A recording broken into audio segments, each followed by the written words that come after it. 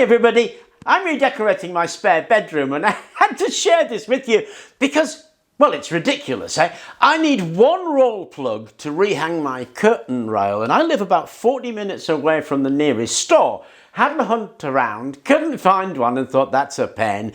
Grabbed my car keys and thought, wait a minute, I've got a 3D printer.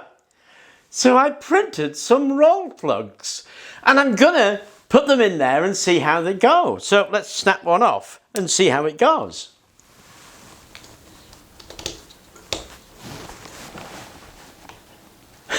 Okay, that's worked. Actually, it's pretty firmly in. I mean, I'm not worried about it because, you know, it's going to hold curtains.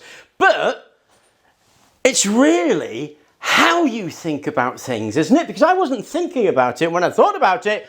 Tried to use it and all of a sudden it worked. It's a trivial thing, I appreciate that, but it has saved me time and money. It would have been a good hour just to go and get that thing.